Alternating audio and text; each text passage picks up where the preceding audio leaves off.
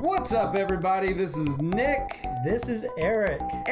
And today we have something exciting to do. We have an extraordinary experience we did actually last week. We started this. We started looking at old television shows from our past.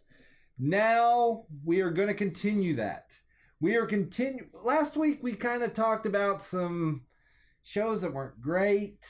Remind me what we talked about. We did some Pro Stars. Pro Stars, yeah, I remember Pro Stars. And by last week, I mean like weeks and weeks ago.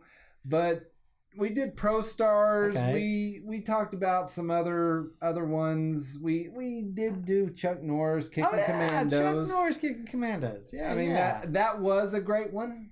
Did we do G.I. Joe? We did not do G.I. Joe, sir. I like G.I. Joe. We will bring that back. But today we're going to talk about a few other things. We're going for a younger group of people today. We're getting away from superstars. We are getting away from grown-ups. Okay. And we're starting off with a little show. Haha. See what I did there? Yeah. Called Muppet Babies. Otherwise known as Jim Henson's Muppet Babies. Well, I mean, you don't have to even mention the puppeteer. No. Anytime you say the word Muppet, you should automatically think Jim Henson. Jim Henny. Yeah. I do. Jim Henny. Speaking of Jim Henson, what great Muppet movies did he work on outside of just the Muppets? Well, I mean, he did. I mean, there were a bunch of. Did he work on Dark Crystal? Yes. Thought so. He did do that. They're doing a remake of Dark Crystal, I heard. Well, you can't do a remake of Dark Crystal without Jim Henson. I think they are. And for those of you that are seeing my head go back and forth, I'm actually looking at some information here I have on a computer. But yes, he did work on it. Well, is it a Dark sequel? Crystal? Dark Crystal sequel. Power of the Dark Crystal. It is a sequel, sir. Yeah, it's a sequel. Yeah, you're right. Which is, we've talked about, kind of a thing that Hollywood is doing where instead of doing the reboot, we had the period of the reboots. Uh-huh. And now we have the period of the long awaited sequels.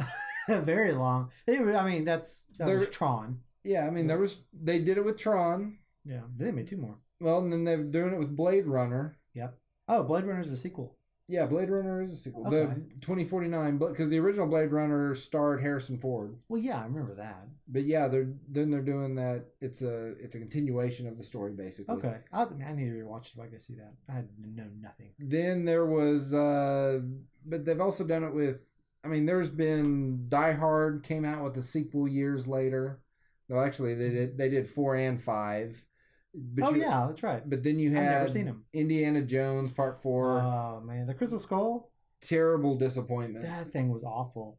And I thought he was going to do one more to make up for it. There's yes, that's still planned. There's a whole logistic thing of Harrison Ford being ancient. 80 years old? Yes. They better not have, what's his name from the Transformers series? Shia LaBeouf? Shia LaBeouf.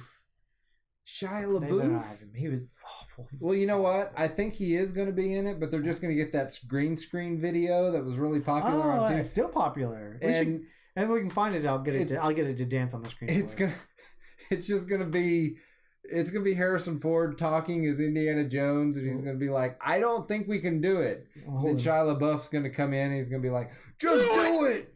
Yeah, just do it. Yeah, I'm going to hold him. He'd be like, "Son, what? Just do it." He said, "Okay, son." Like, all right. That's like a bullet. He just kind of flies off screen. Yeah, that's all you'll see of him. Well, back on topic. Yeah, we're going with Muppet Babies. We got Indiana Jones and Shia LaBeouf. Well, you asked one question. And we went off, my friend. Well, back to Muppet Babies. It's Jim Henson. I grew up watching the Muppet Babies, and along with how many other Jim Henson films and shows. Sunday they'd come on and you'd be like, "Oh, there's a Jim Henson one." You know it's gonna be good. Do you remember a little movie called The Muppets Take Manhattan. Yeah, of course I do. I haven't seen it in years. Right. I mean, it was back in 1984, according to this. Your sources? My sources. The many articles, Wikipedia that I got onto. But this show was a byproduct of that movie. Oh, it was? Because in that movie, Miss Piggy imagines herself, and I remember this scene actually, imagines herself what it would be like to have grown up with Kermit. Oh, because she's madly in love with him. Yes. Yes. Sorry to spoil that for anybody. Yeah, spoiler alert. They recently broke up, though. That's true. They did recently. I don't know anything about it. Did you watch any of those new Muppet series? I did not. I heard it was not horrible. I heard it was horrible. It wasn't that great, but I didn't hear it was horrible. I heard it was horrible. Did it get canceled already? Yes. Okay. I think it only lasted one season. Oh, that's enough. Yeah. How many seasons was Muppet Babies? Muppet Babies was 7 seasons. Oh my goodness! But that's a long time. Well, and not only that, but it was when it finally ended its run in 91, it was still so popular that CBS ran reruns of the show because it was still very popular. It's called syndication. Was it that called? Well, no, they ran on their own network, so no, that's just reruns. Yeah, I was gonna say it wasn't syndication quite yet. It was that it was so popular and people were still wanting it. Wow, that's crazy. That it kept running. But yeah, for its time, it was one of the longer running shows. That's a long time. But the scene in this movie was so popular that Jim Henson, is he a producer or is he a co-creator? He was co-creator. Okay, that means producers do stuff too, but it was produced by both actually Marvel and the Jim Henson Company. Okay. I'm assuming he was an executive producer on the series. Yes. If you're a creator, you always are. But I'm assuming, co-creator, that means he probably actually worked on it. Right. It was created by, he has the created by title for this, or byline for this show. Okay. So that means he was hands-on then. Yes. I mean, at least for a while. I don't know how long. So that's awesome. The premise of this was very simple. They were in a daycare. Yeah, it's a daycare. Well, I think it was a daycare. It's weird because you never see a parent that I can recall. Well, you have the nanny, and the lady that's there is called the nanny. The nanny. It's like a private, I don't know, animal daycare. I guess it's called. When you send your animal to animal daycare, doggy daycare. But for Muppet Daycare. It says here that the Muppet Babies live in a large nursery watched over by Nanny, who is seen only from the shoulders down. So they're some sort of they're in a lab. Right. That makes sense. So if you remember correctly, yeah, I mean they're being tested. Oh, clearly they were grown. But if you remember correctly, I've seen Logan. They would use their imagination and they'd open doors and there'd be live action. Oh yeah, they go to space a lot. Yeah, they'd go to space. It was all about imagination. There was a lot of Indiana Jones type, like the boulder rolling. That's in the opening. Yes, they have that. But Spielberg, that's Spielberg stuff. I mean, I know him and. They worked on some stuff together. Well, let's see. There were clips. They would use stock footage from Star Wars, which, like you said, they went to space a lot. Uh-huh. Ghostbusters and Indiana Jones. Wow. Yeah, but the Indiana Jones in the opening sequence when Kermit's swinging from the boulder. Right, but that showed up many times. There was a running gag where I think it was Gonzo would open a door and that boulder would be coming for him. They did a good job about those running gags. Yes. If I remember right. They did a good job. It's a good... I should go back and watch just a few episodes. I should have done that before we'd done this podcast. Actually go back and... I watched the intro. I was like, oh yeah. Very 50s sounding and that's the thing. Opening. Like these old shows... I remember bits of the song, but as soon as you started playing the opening, I can remember actual you start lyrics. singing along Muppet Babies, we make our dreams come true. Muppet Babies. Okay. Yep, that's enough of that. Yeah, anyway. Hey, if you I'm just saying, if you want to sign me to a deal, come speak to my agent. Eric's not afraid of you, people. Producers, music producers. Speaking of running gags, he will fight you in the streets to sign me a deal. So, okay, bring it on. I will do it. I will send you his address. Don't. Yeah, I will. But this show, I remember this show very vividly. It was one that was enjoyable. Now, do you know who voiced the nanny? It's the very familiar voice, but can you just tell me? It's a familiar voice for a lot of people because it was actually the lady. Her name was Barbara Billingsley, but she was the mother on Leave It to Beaver. Oh, I didn't really watch Leave It to Beaver. I mean, I watched it a little my bit. sister loved Leave It to Beaver. She loved the beaver. She loved the older brother. Well, no, she just loved the show. Oh, really? Yeah, she liked watching the show, and then when they came out with the new Leave It to Beaver, when they're all grown up and they've got their own families and all that. But this was a thing. It was back in the 80s, 80. Oh. It's right there, 83 to 89, because she was still alive and she's still kicking it. She died in 2010. Yeah, she had a good life. But yes, so she played Nanny, and what a great choice. In my opinion, because it's a familiar voice. It's somebody that motherly. Yeah, and it was probably somebody that had worked with, I'm guessing, with Jim Henson before. Probably somebody he knew. But this was a show. Muppet Babies was a show that it fed a lot of. I mean, there was a long period there without any Muppet movies really. And then, yeah. And then, but this filled the void. I mean, other than watching Sesame Street as a kid, Muppet Babies was kind of that thing on Saturday morning that I was excited to watch. I mean, it was a great show.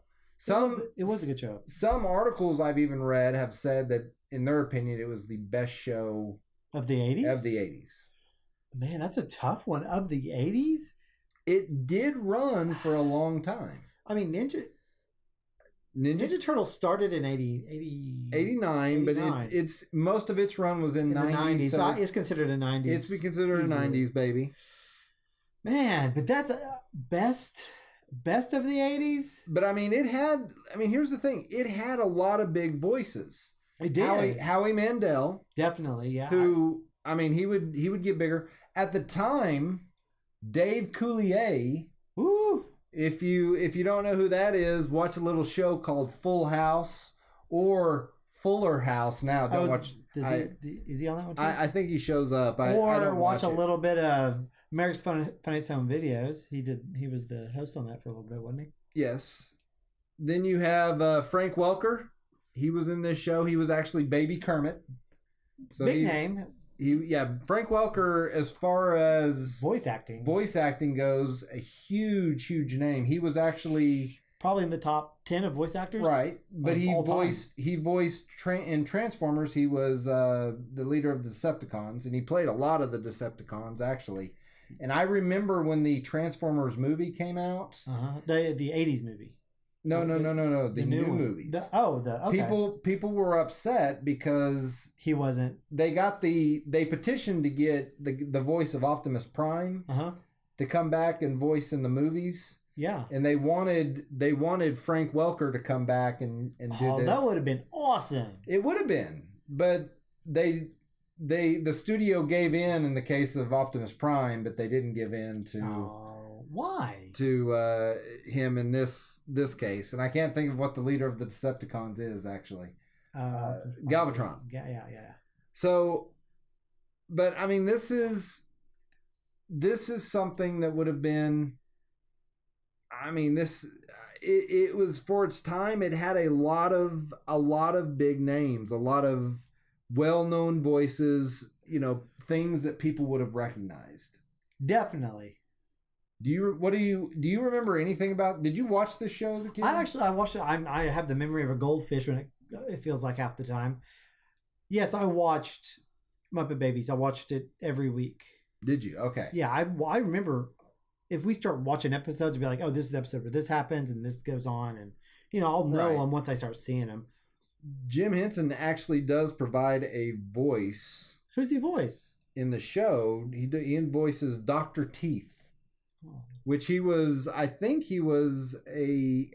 regular. Yeah, he's one of the Oh, main, he's the piano guy, isn't he? Yeah, he's the piano guy. The electric piano guy. He's the guy. I didn't know that was him. In the band. Yeah. Dr. Teeth and the Electric Mayhem. Yes. And that's where Animal's the drummer. Right.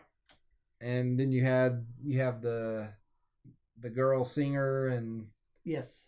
Yeah, you got the whole group there. Yeah, like the bluesy bass player and the sax player. I do remember them. I do remember them in an episode. Like they show a younger version of them. Oh, really? Show up because I mean, Animal, the regular. Oh yeah. The regular rundown of who were characters in this. You had Baby Animal, Baby Bunsen. Love Baby Bunsen.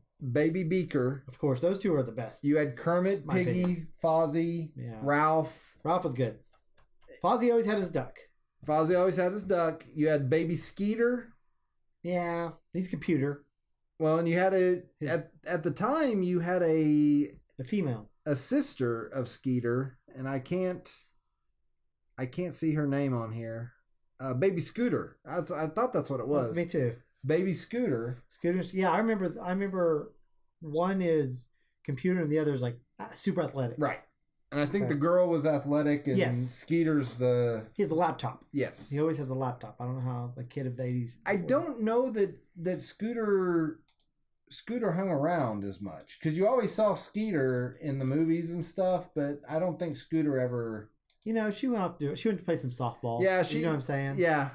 She bettered herself. She was in the Olympics and doing things like that while Scooter was doing other things. But, you know, for a show, it was one of the biggest shows of the time. Obviously, 7 seasons. That's a big show. Well, I mean, it was almost unheard of. Yes. It was almost... Well, I mean, I'd have to look around. Does Scooby-Doo have some long-running seasons in the earlier times? I think so. I'd have to look it up. You'd have to look that up. Now, Scooby-Doo does have a lot of iterations, though. Yeah, Scooby-Doo, Well, for example, in that time, there was a little show that we, going along with, and that was one thing that Muppet Babies caused was kind of a franchising of things that, where shows went back to when they were kids. And one of the examples of this was a pup named Scooby-Doo. Yes. Scooby-Dooby-Dee, Scooby-Dooby-Dee. If you remember the theme song of that. Yeah, another kind of 50 sounding theme. And this was kind of a thing that was going on with this in this time period. It's this Muppet Babies sparked a thing where they would go, all right, we're going to go now to a younger age group. And we are going to follow a thread here with this. What's that? There is a familiar voice actor. Well, we talked very heavily about just a very specific voice actor just a moment ago. Showed up because we did mention that he was, like you said, top 10. Yeah, we'll do a list of like the top voice actors. Yes, we'll look him up and see who was kind of. But Frank Welker once again, he was. But even before this, even before Muppet Babies, he was the voice of Fred Jones on Scooby-Doo. And then he continued the role on A Pup Named Scooby-Doo. Oh, really? Yes. We're going to start a little something called 7 Degrees from Frank Welker. You can...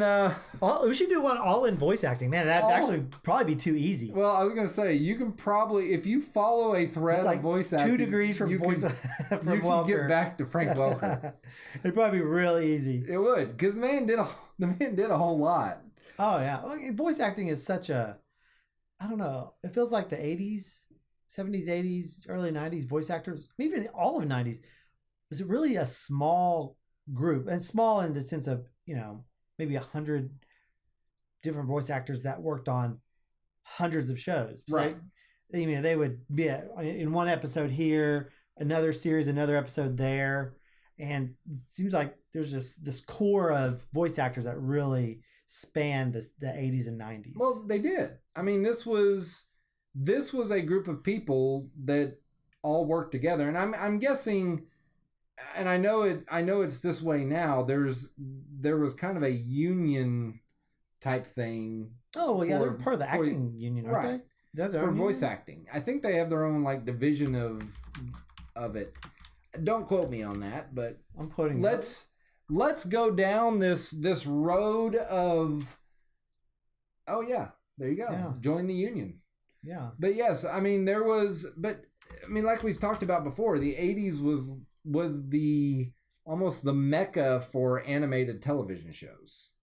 And so these were for us kids, these were the rock stars of television. It really knit together a lot of shows because you didn't have Wikipedia or the internet or anything to go look these guys up, say, who's this voice, other than kind of looking at the credits and trying to catch it as they stream by at excessive pace. These guys, I know this voice. That is this person on this show. Right. That is, that bad person is this good person on this show. You're just like, you hear them all the time. Right. We're humans. We're designed to recognize people by voice. My dog can recognize me by my voice.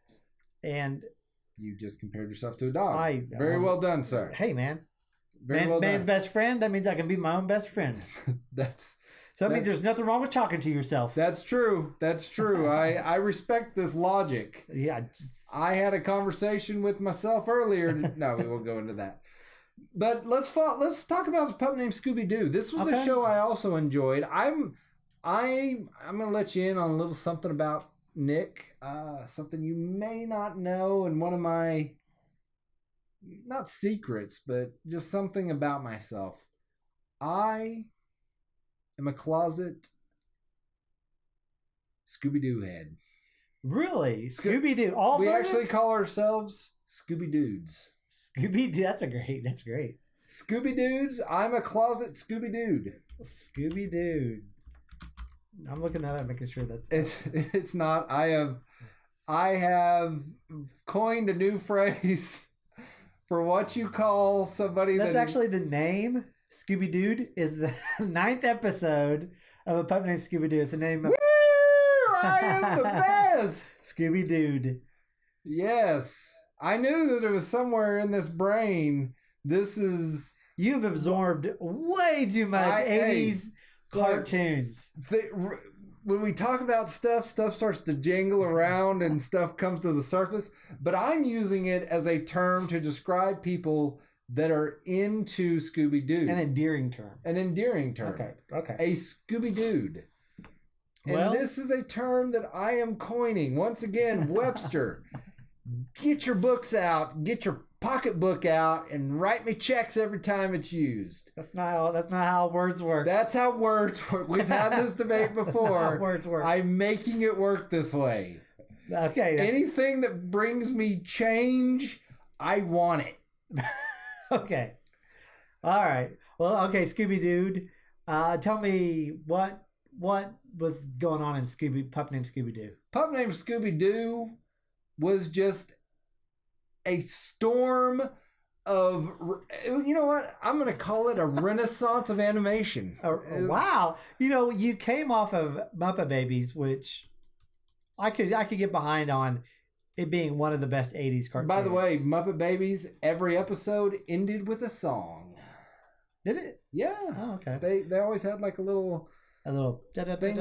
Ralph would, Ralph would play. Yeah, I understand. It would sum up like the theme of the episode. We're friends, be nice. Yeah. All right, but Pup Named Scooby-Doo. Or you hurt me, I'm gonna murder you. Oh, that's where that I'm Ralph the dog, watch me when I shank you. I remember that. You remember that episode? I remember that. That's a dark episode. Oh no, it was good. It was if I remember the commercial correctly, it started off with, in a very special episode of the Muppet Babies. Yeah, that's the word prison. And then they did something. It's kind of like Law and Order-esque. That's when he goes SVU. And he meets Flimflam. Okay. We'll get to Flimflam in a second. Okay.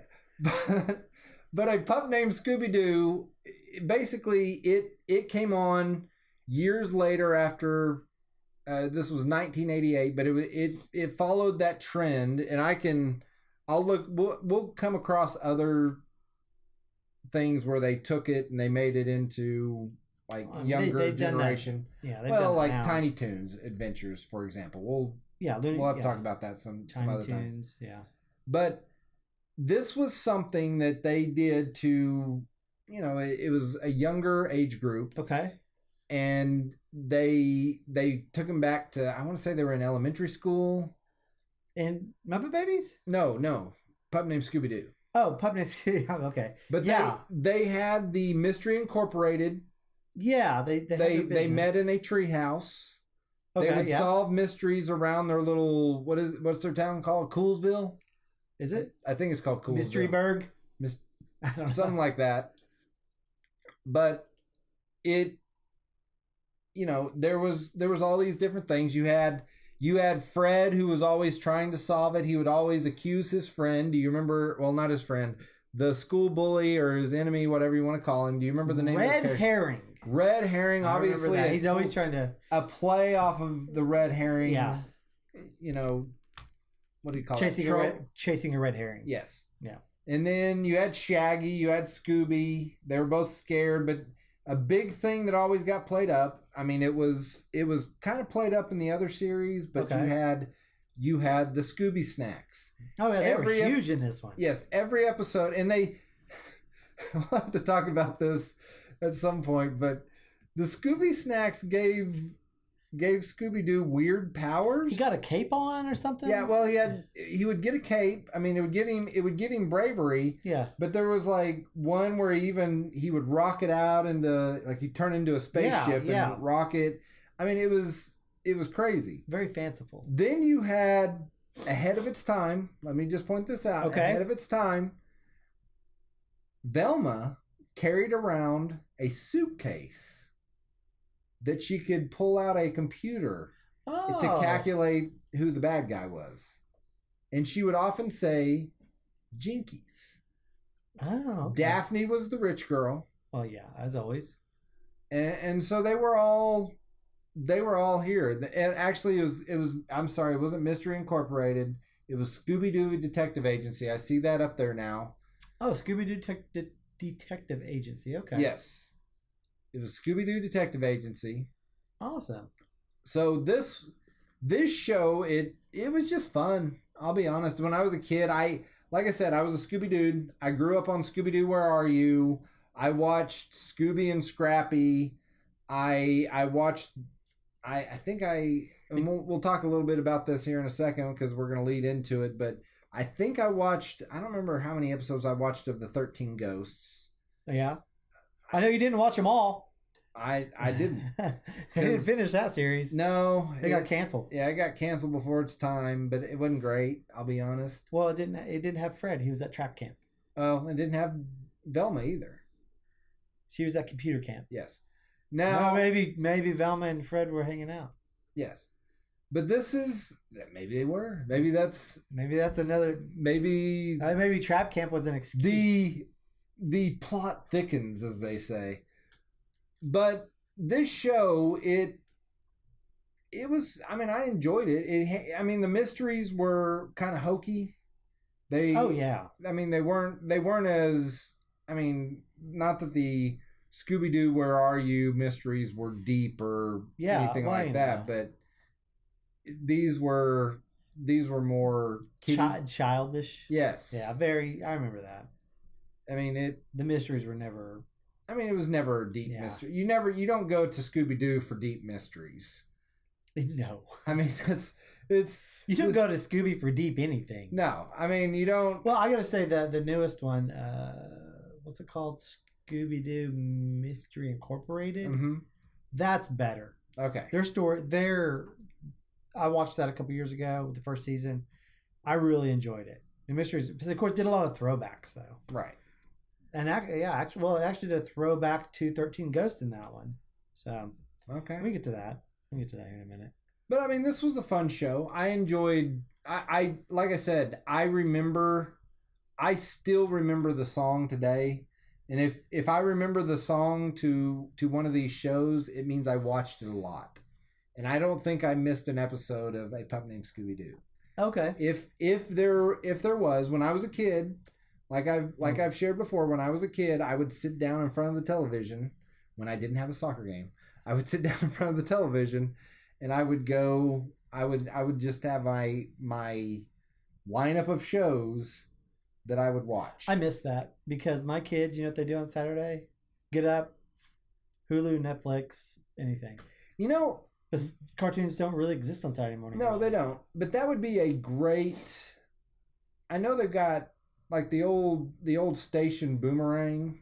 Yeah, but they showed. Cable. I know, but they showed a bunch of those old shows. They didn't show all of them. But they showed quite a few. They showed quite a few. But I think that would be, if Hulu would do something like that. Do a Saturday morning block of like 2 hours of shows. Yeah, just old. That would be a great idea where they lead into each other. Right. Where they don't have to like, next episode where it's like, okay, this is the Saturday morning block of 2.5 hours of shows. But that's about how long it was, 2.5 hours. Right. And about 10:30 it all ended and it went into like animal stuff and other things. Actually, back then, I want to say it went a little longer. I think it went to 11. I want to say it went to about 11. I 11. remember Pirates of Dark Water was at one point at 11 o'clock. Was it? Okay. Yeah, if I remember correctly. I think because you would... Speaking of a good show. I would get up... I want to say me and my brother would get up and we would get in there probably about 8 a.m. and we would watch for about 3 hours straight. Of just... We had like our 6 shows we would watch. I mean, I remember having to get up like by 7 to start watching. Like we must have grown up in different time zones. Well, no, I mean, I think the 7 o'clock stuff just didn't appeal to us. Oh, okay. We were more. You were in the hardcore block. That 8 o'clock block, the prime time of morning cartoons. Well, it was always like pretty much 8 to 9, 9 to 10. Those were the best. Those 4 shows were the best. Right. Yeah, they were the anchors. I mean, let's move on. We can talk about the anchoring shows. Right. We mentioned. We talked about the pup named Scooby-Doo, but we mentioned what? 13 Ghosts. It was before Pup Named Scooby-Doo, but we liked Frank Welker so much that we wanted to talk about him. But 13 Ghosts was a short-lived, short-run series from September 7th, 85 to December 7th, 85, and got canceled and replaced by Laugh Olympics due to its poor ratings.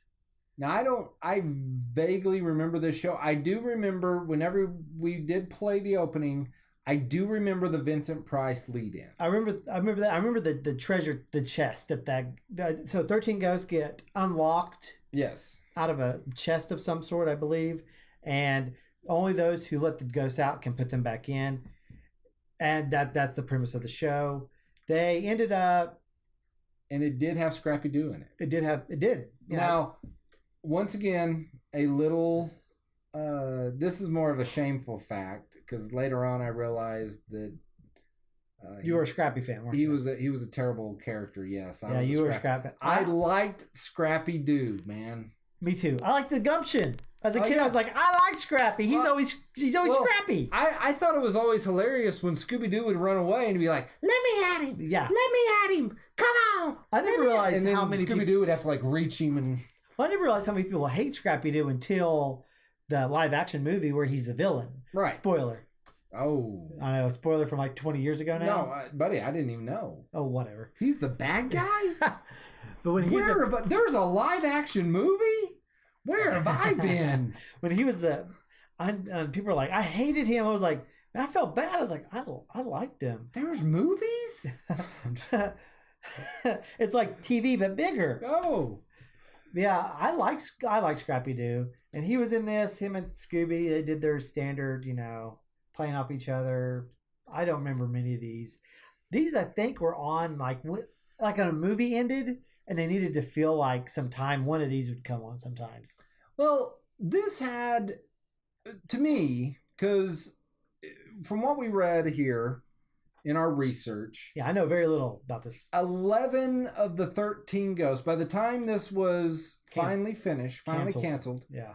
There were 13 episodes made. 11 of the 13 ghosts were captured. Yes. This had a short-lived life anyway. Yeah. It had a finite amount of time that you could. I mean, because what's going to happen? You catch them all, and then Scooby-Doo accidentally knocks it open again. Yeah. It's like, Oh, we gotta do it all again. And speaking of, there's Fred wasn't in this. Fred and Velma, they didn't attend. And this probably good. Well, here's my question. Why? Why if you're making the show, do you not include that? That was my problem with. There was another movie where Shaggy goes and he's a teacher at like an all-ghoul school. Okay. He thought it was an all-girls school, but it's an all-ghoul school. Get it? And is it one of those movies, like those 90s movies or 80s movies? I think it was a late 80s movie. Okay. But he turns into a werewolf. But it has this weird. He's traveling with this weird character we've never heard of before. It's like a Daphne knockoff. Oh, really? Yeah, because it's not Daphne that he's with. It's this weird, like, extra Shaggy. There it is, Shaggy. But it's some weird girlfriend of Shaggy's, I think. Really? Yeah, I don't remember here. Click on Scooby-Doo and the Reluctant. When did this come out? Yeah, there she is. It's this weird blonde girl. Oh, wow. 88. 88. Air date 88 syndication, so yeah. So, I mean, it came out about the same time that Pup Named Scooby-Doo came on. That's what marries up. And I think this was originally supposed to be a start of a series, but it just never caught on. What is her name? Google? Googie. Googie. Okay. Googie. I was going to say, did they steal the name of the random character from A Reluctant Werewolf? She has a short strawberry blonde hair, blue eyes, wears a purple singlet. But see, she's the what? I don't know. The lovely girl whom Shaggy once dated. So we know nothing about this person. Man, I want to know more about Shaggy's love life. I'm getting interested. I mean, obviously he's a player. He has had many loves in his life. Obviously, she could cook. That's what. She's probably some chef at a restaurant, and he just ate her food, and they fell in love. Maybe. You've heard this story before. No. Yeah, I mean this is classic. Ratatouille. I tell as old as time. This is the same storyline as Ratatouille. Same storyline as Ratatouille. Tootie. Ratatouille. All right, let's carry on. But this was, I don't know. This was weird that all of a sudden in this time period that they took out the team. Yeah, they took out cut Velma, the team in half. And then they put out this movie in '88, and they're like, we don't need them. Then they added this Flimflam character, which don't even get me going on Flimflam. Flimflam. What happened to Flimflam? Well, there's a running gag apparently that Flimflam is in prison. I guess I didn't know this until I was looking at some stuff about old Flimflam. Well, in Scooby-Doo Incorporated, the one from 2010, there's a bust of Flimflam or a picture of him, and Daphne goes, "You remember him?" And that's when you find out that Fred was at trap camp, right? When all the 13 ghosts happened. Here's the thing, though: Flimflam tested horribly. Yeah, he's clearly nobody liked him. I was reading his page about old Flimflam, and they're like, nobody liked him. That's why the studio got rid of him, and he was never spoken of again, except for in a passing gag in 2010? Yes. 30 years later or more? Like, you remember when this happened? Well, he's clearly the product of a focus group.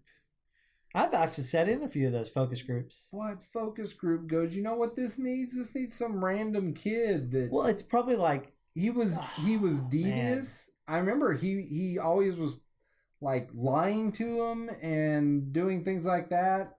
He actually helped a couple times. He was a troubled kid. Oh man, how old was he? I wonder. I have no idea. I don't want to. I don't want to go down. I'm not suggesting I don't think they ever determined how old he was, but he just was. He was not a good child. No, and that really. There's not much more to say about 13 Ghosts. It's short-lived, not really well written or made. And you know what? We're gonna end with something right now. Okay. we're going to end looking at a series of some things that's always just fascinated me. Okay. There was like with Scooby-Doo, there was this weird, I don't even know what to call it. It's like a trope. Was it a trope? I would say it became one. Yeah, I mentioned this to you earlier. I guess it's a trope, but just a weird franchising thing that they did where they're like, here's what we're going to do. We're going to put a bunch of kids. It works so well with Scooby-Doo. We're going to put a bunch of kids with some random thing. There was some personified. Right. It can be anything. Right. And here's what we ended up with. We ended up with a show called Jabberjaw, which was a bunch of kids with a giant talking shark that sounded like, you mentioned it earlier, the Three Stooges. Curly. He's Curly of Three Stooges, yeah. So you had that. Then you had the kids with the car. The car. Speedy? Speedy, yes. The Speedy? Speedy. And even some of these shows crossed over with each other. But there was, and I'm leading up to one that was kind of, I won't really say it was the tail end of it, but there was another one where it was Captain Caveman. And what were the name of his little Teen Angels? The Teen Angels. And it was this weird bringing together of Captain Caveman, which I knew nothing. I did not know anything about Captain Caveman really. Yeah. Until I watched. There was another little 80s show that we'll talk about later that was actually called Flintstones Kids. Yeah, that was a good one. And there was another one where they took a show and made them into kids. Made them into kids. But they would watch a show called Captain Caveman and Son. And Son, yeah. Which is a throwback to Captain Caveman. Right, which was a throwback to this show. Yeah. And it was just a weird thing. Now, I never watched... Did you ever watch this show, Captain Caveman and... I didn't know Captain Caveman... I didn't know this show existed till later on, because I got involved with Captain Caveman. I don't know. It's like, I remember... I think I got involved with Captain Caveman from Flintstone Kids. And then the Captain Caveman and Kid and Son. Right. And then I started seeing more Captain Caveman stuff that looked older, but I didn't understand it. Because I thought, oh, this is new, but it's not. Right. So that's kind of where I'm like, I got really confused about when did Captain Caveman come out? Because I didn't know. I was a kid. I was like, this looks old, but the new stuff looks... stuff here looks new. In our defense, this was something that I mean, I guess it really was the tail end of this show was something that came around kind of when we were born. So it wasn't something, I'm guessing it probably wasn't as popular, but Jabberjaw and... I wish I remember the name of that show. Oh, that was another one. I just saw you flash by. Go back for a second. Scroll down. Josie and the Pussycats, where they were a rock band. Yeah. I remember that one. That was a weird show too, where they would solve mysteries dressed as... Oh, and then they went to outer space. Did not know that. Yeah, I was never really super into... I remember the opening though. Josie and the Pussycats. Yeah, like... I remember them because on USA Network they would show Scooby-Doo. I think it was USA Network. They would show Scooby-Doo, and then right after that they'd go into Josie and the Pussycats. But this was just kind of a strange, I don't know, a strange idea they decided to run with. Because, like you said, Speedy, the car. Yeah, I'm pretty sure that was his name. I remember. I think that is his name. It's not the name of the show though. It wasn't the name of the show, no. But, I mean, it was just weird that they would go, okay, you know what we need to team them up with? We got a bunch of kids, which a lot of them were Speed Buggy. That's what it was Speed called. Buggy, yeah, which was 70s. That is old. But a lot of them were just ripoffs of Freddy and Shaggy and Velma. Yeah, they were basically the Scooby-Doo crew. Right. But of course... Now, Captain Caveman was different. This was 3 girls. And then you had the crazy Captain Caveman solving mysteries. Yeah. But I don't know. It was just this weird. It's always bugged me that this became something that they were like, you know what we need to do? Eric, I'm going to pitch a show to you. Pitch me, brother. Pitch it. I'm calling it The Floating Carcass Mysteries. Okay. We're going to take that floating carcass that showed up in Saram. We're going to team it up with a bunch of, get this, one of them's a scaredy cat kind of kid. He's kind of a hippie. Okay. Kind of a buff jock guy. Maybe, I don't know, might wear an ascot even. Okay. To show his sensitive side. You have kind of a rich girl. You have the kind of brainy girl. What kind of personality is this floating carcass going to have? Oh, it's just going to lie there. Oh, okay. They're going to drag it. So it's somber. Right. They're going to drag it. They're going to talk to it. Okay. And they're even going to bounce some ideas on it. And it will, at the end of every episode, it will be solely responsible for catching the bad guy. Oh, that is creative. Sci-fi? Sci-fi, write this down. Deacon Entertainment, Cookie Jar or whatever the heck your name is now. Oh, yeah. Write this down. I've got the next great animated mystery show for you. Yeah, that's... Oh, man. Carcass and the Pussycats is what I'm calling. Carcass and the Pussycats. Oh, you know where they all came together? I remember this. Laugh Olympics had Captain Caveman in that too. It did. Blue Falcon, Dynamite, Scooby-Doo. I mean, they were all in there. Yeah, they were all in there. Oh, man. And Laugh Olympics was kind of like...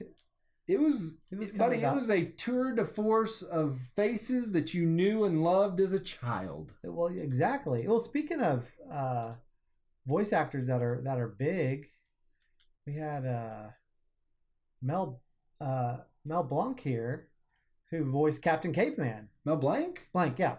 Bugs Bunny. Bugs Bunny himself. Yeah. And he did actually a lot more voices. Oh, he did a ton. Did a bunch of Looney Tune voices. Yeah, this guy would probably be number one in a top 10 I think voice actors. Did he not do... I thought he also did... Jetsons, he did. You name it. Pistol Pete. Not Pistol Pete. The guy on Bugs Bunny that had the guns. Oh, Yosemite Sam. There Yosemite it is. Sam. I don't know. He did. I mean, he's a Flintstones. He did Barney, I think, in the Flintstones. Yeah, but he was like the man of 100 voices or something like that back in the day. Yeah, Heathcliff. I'm looking. I don't know if he did Yosemite Sam. Well, he was Speed Buggy. You're right. Oh, he was Speed Buggy, wasn't he? Man, that guy just did. Oh, there he is. Yeah. So Daffy Duck and Porky Pig meet the groovy ghouls, but he's Daffy Duck, Porky Pig, Yosemite Sam, Elmer Fudd, Sylvester Tweety. Oh my gosh! He did pretty much the entire roster. Foghorn Leghorn, Charlie Dog. Yeah, Pepe Le Pew. He was the man. That guy. Wow, his voice. He was a man of 100 voices or something like that. That was like his actual title. He was. Let's get his moniker. I don't remember what. He was just now. If we are going, the man of 1,000 voices, right there. Yeah, there he is. If we are going to do a list of all the best voice actors, Mel Blanc would be. He has to be number one easily. He has to be one or two. Yeah, I'd have to look around and see if there's anyone to beat. It would have to be. He has such breadth, and his characters are so. I mean, of course, Bugs Bunny, man. I mean, that would. Woody Woodpecker? I loved Woody Woodpecker. Man, right. I didn't know he was Woody Woodpecker. Well, I mean, he was a, like you said, he was a ton of people here. That's amazing. So you keep going down.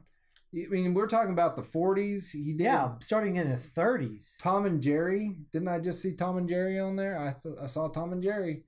Tom and Jerry voice effects. I mean, this was a guy that not only did voice acting, but he did the effects. But we've gotten off on a rabbit trail that we'll have to go down again. Oh man, we love voice acting. It's hard. It's like the voices of these people speak to us. I'm telling you, 7 Degrees of Welker. We're making this a thing. You can. If it's 7 Degrees of Kevin Bacon, I'm gonna go one better. I'm gonna say 6 Degrees of Welker. I don't think we'll need that many, but okay. You can get there. You, sir, can get there. I can get there. All right. Well, that's all we have time for. Yep. We were going to try to work in the gummy bears, but we're going to have to bring that in. That's going to be a bigger later discussion. time. That's one of your favorite shows. It was one of my favorite shows, which we have a little bit of just a teaser for next time. Teaser. We did earlier when I showed you a trailer for this, you recognized a voice. Yep, Of one of the character. Tummy It Gummy. was Tummy Gummy. Tummy Gummy. But we followed that thread a little ways and we learned a little something, Eric. Yeah, we learned how someone who voiced someone else later on became the voice of something else that this someone did. I know where you're going, but no one's going to follow that. Just say it. That logic is that... No, we're saving that for later. All right. That's a teaser, people. Watch... I don't know when we're going to do this one again, but watch it. Watch it. We're coming with it. We're coming with information for you. Eric, you got anything else? No, you said it all. The voice of someone who someone later did something else. Yes. You say it all in that one statement. Yes, and it makes sense. It doesn't. If you know what you're talking about, it does make sense. Yeah, I mean, it took me a while to form that in my mind, but once it came out and I finally ended it, I was like, it makes sense when you go back and it makes listen. sense. I'm not crazy. I am not. It formed a complete thought. And everybody else is probably thinking, whoever watches this is thinking, no, it doesn't. No, it doesn't. That man is nuts. He wears sunglasses during the Why? It's our lighting here is pretty bright. Oh my goodness, it's off the top of my head is my problem. There you go. All right, everybody. Well, we thank you for watching. As always, if you liked us, please like and subscribe. Leave a comment for Eric to read. I read all the comments. We do. We read them all. If you do it at 2 a.m, I wake up just to read it. All one that we have received over and over again. What is that cool comment we keep getting? Oh, buddy, you know what? I am going to save that for another time, too. A little teaser. Yeah, that's a teaser. A comment from someone these people are that if it was given to someone else, by us, to them, back to us, and here we are. Here we are. All right. And if you want to, I don't know, if you want to follow us on Twitter, we do have a Twitter now. Oh, what is it? It is Pull Up a Chair. Very simple. Pull up a chair. At Pull Up a Chair. At Pull Up a Chair. Is our twits? If you wanna hashtag and add us, I don't know all of the terms for I'm still stuck in MySpace. I think you got kicked out. I did because I was still trying to do Angel Fire. It was a very confusing time period. I still got my Angel Fire out there somewhere. It's sitting on a server somewhere. There's a backup somewhere. It is. With my dancing memes or whatever, or gifs or anyway. So all right, well, you know what to do. Like us, hate us, whatever you want to do. At least show us that you're out there. Eric, final thoughts. No final thoughts. We do other series too. We do a thing called Vuction. If you get bored of watching a podcast, what we do is we watch old really bad cartoons and shows from the 90s and 80s and who knows when, and we kind of Mystery Science 3000 it a little bit. You can watch us watch a show. View and reaction. Vuction, people. Oh, do a reaction. I always keep thinking it's a view and action. I don't know. No, it's view and reaction. You didn't correct me last time. View action. All right. We need to wrap this up. Thank you for listening. Thank you for watching, and we hope you have a great day. All right. Bye.